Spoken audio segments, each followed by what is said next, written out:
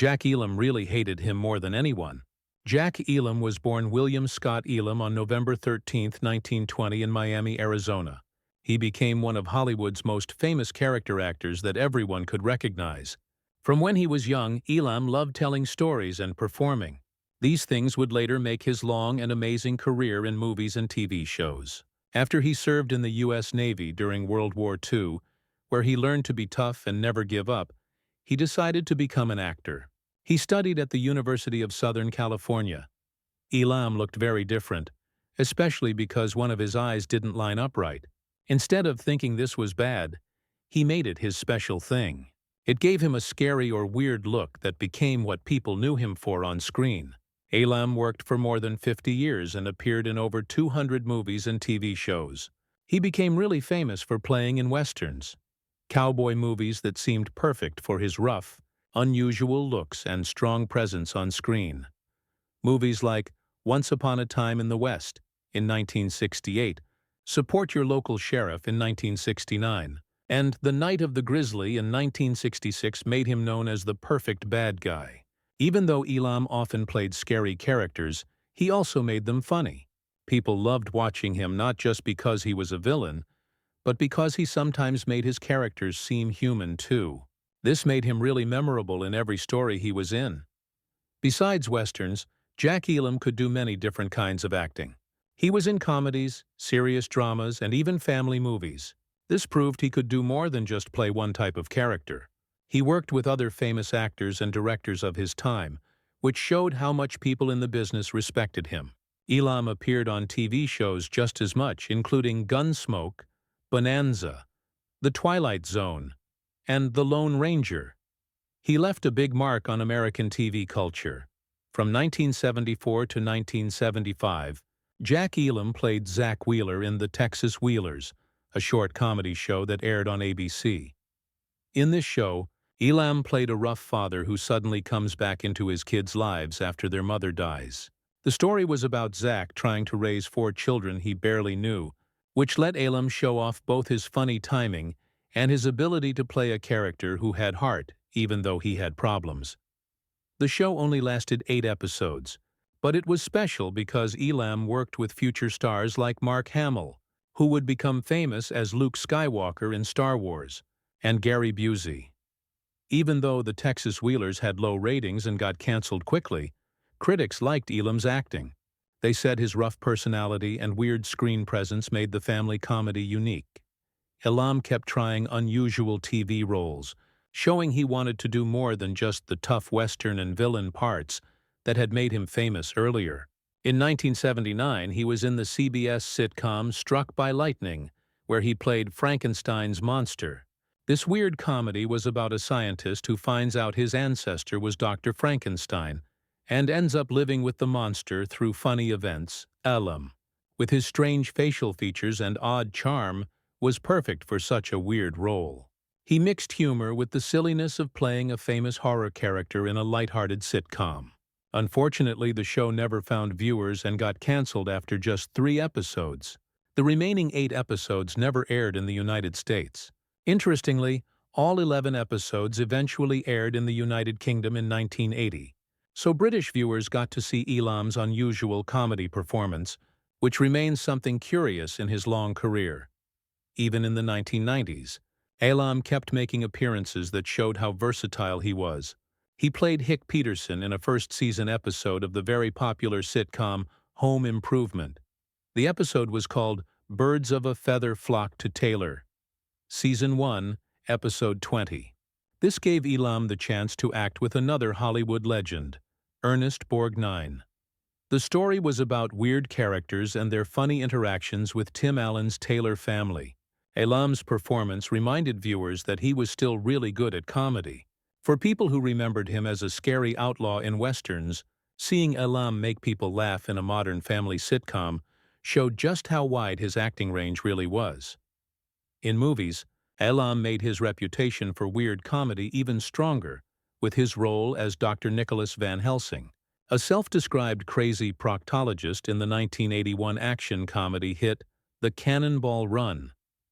The movie was directed by Hal Needham and had an all-star cast including Burt Reynolds, Dom DeLuise and Farrah Fawcett. It was a wild cross-country car race full of slapstick humor and crazy characters. Elam's performance as the Weird Doctor was one of the movie's most unusual highlights. It showed his gift for making even the smallest role memorable. People liked his acting so much that Elam played the role again 3 years later in the sequel Cannonball Run 2 in 1984. Once again, he made audiences happy with his wild-eyed antics and unpredictable comedy.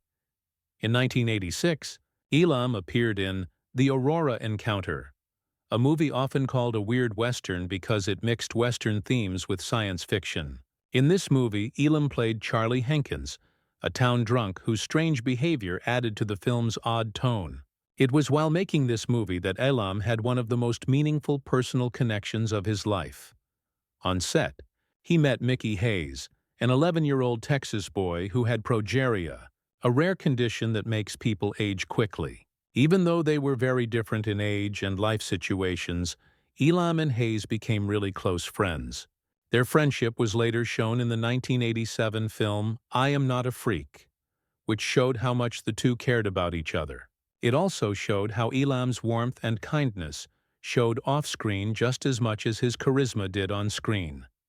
Elam once said in what might be a made-up but often repeated quote, "You know, I've met a lot of people, but I've never met anybody that got next to me like Mickey." This relationship showed a gentle and caring side to Elam that audiences rarely saw in his tough guy roles. That same year, Elam expanded his TV work again by co-starring in the comedy series Easy Street. He played Alvin Bully Stevenson, the unlucky uncle of Lonnie Anderson's character, L.K. McGuire. The show was about an unlikely living situation where a rich socialite played by Anderson shares her fancy home with her working-class relatives, creating lots of funny conflicts. Elam's character, with his clumsy but lovable qualities, was a natural source of humor. Although Easy Street didn't last long, Elam's presence helped make the sitcom better.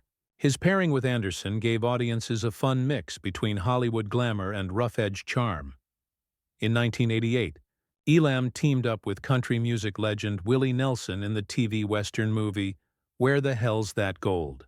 The film, which also starred Delta Burke, was a funny Western adventure involving a treasure hunt, betrayals, and bigger-than-life characters. Elam's role let him return to familiar Western territory, but with the funny twist that had become one of his trademarks. His chemistry with Nelson made the film more appealing, as both men brought a relaxed, easygoing energy to their performances.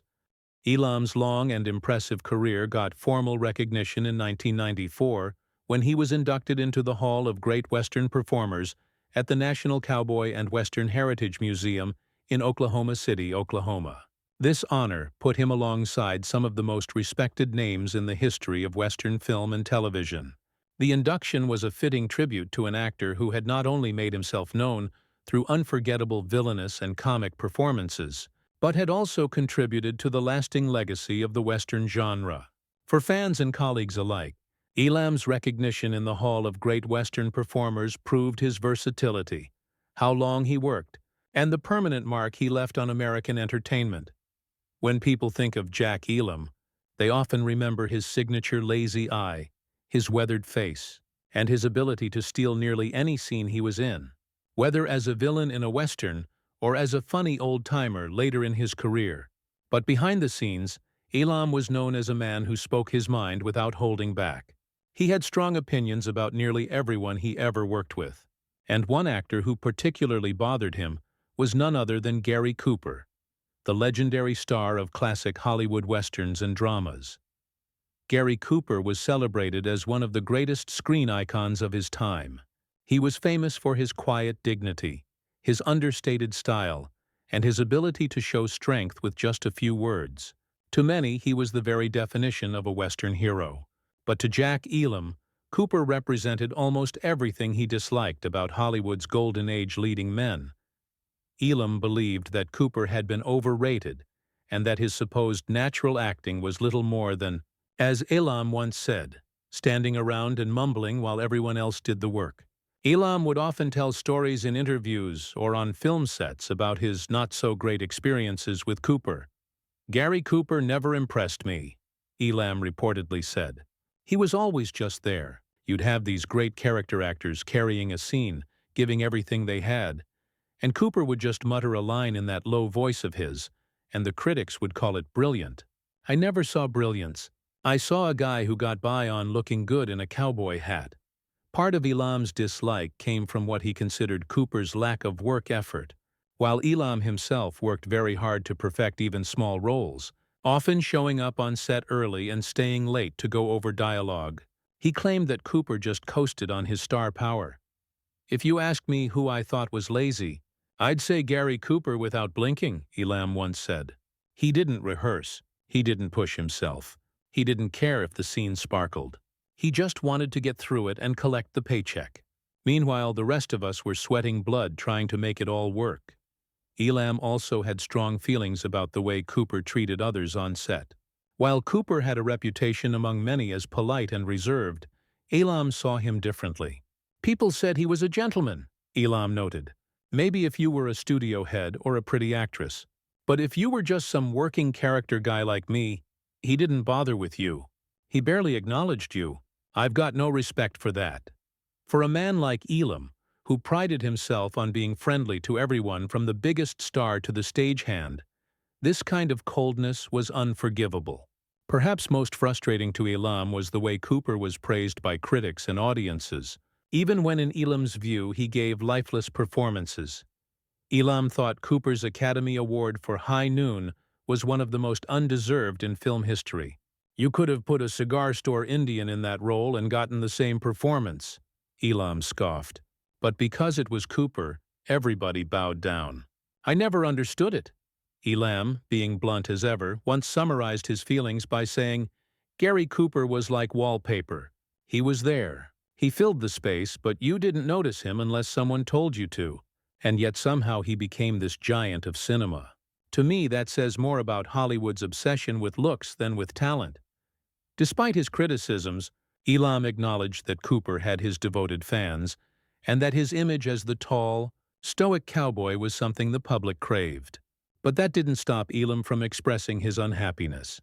"He was the American hero, sure," Elam admitted, "but only because people wanted to believe in that image.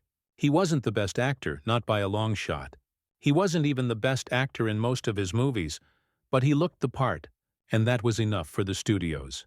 In the end, Jack Elam's dislike of Gary Cooper was rooted in his lifelong frustration with Hollywood's tendency to glorify leading men while overlooking the gritty, hard-working character actors who gave films their soul.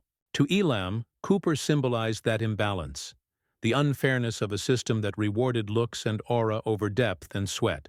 And for a man like Jack Elam, who built his career on pure determination and an unshakable work ethic, that was something he could never forgive. Jack Elam was married twice, first to John Louise Hodgert from 1937 until her death from colon cancer on January 24, 1961. 7 months later, in August 1961, Elam married again, this time to Margaret M. Jennison. The couple stayed together for 42 years until October 20, 2003, when Jack died of congestive heart failure at their home in Ashland, Oregon.